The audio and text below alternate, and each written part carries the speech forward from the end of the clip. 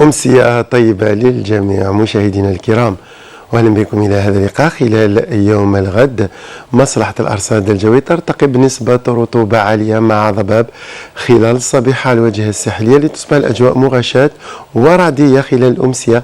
ستخص المناطق الوسطى وكذلك الشرقية على السواحل، لكن على المرتفعات والهضاب احتمال لبعض الأمطار المتفرقة على شكل زخات وتكون تحت وقع الرعود. كذلك على شمال الصحراء، منطقة الصورة الجنوب الغربي، أقصى الجنوب، مرتفعات الوقار والتصلي وصولا إلى مناطق الجنوب الشرقي حتى على الصحراء الوسطى.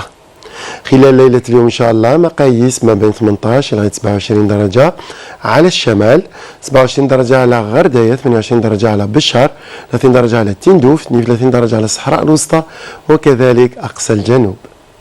أما خلال ظهيرة الغد إن شاء الله درجات الحرارة القصوى في ارتفاع تقريبا على كافة المناطق الشمالية، خاصة المناطق الوسطى وكذلك الغربية. أقول 44 درجة على غليزان، 40 درجة على تيزي وزو والبويرة، 37 درجة على العاصمة، 40 درجة على كل من غرداية بسكرة حتى على ولاية أقول تقرت، 42 درجة على بشار، 45 درجة على تندوف، 43 درجة على إليزي، ترتفع لتتراوح ما بين 45 لغاية 46 درجة من أقصى الجنوب نحو الصحراء الوسطى.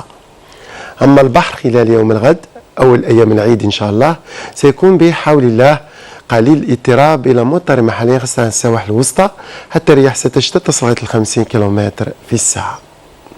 أمطار رعدية خلال يوم الغد ستخص كل من مانيلا، بانكوك، كذلك بكين مع 29 درجة، كولومبو بعض الأمطار على شكل زخات رعدية مع نيودلهي مع 32 درجة، نفس الأجواء على سنغافورة، لكن أجواء مغشاة على جاكرتا مع 33 درجة. غروب الشمس ليوم الغد سيكون بحول الله في تمام 18:10. عيدكم مبارك وسعيد، والسلام عليكم.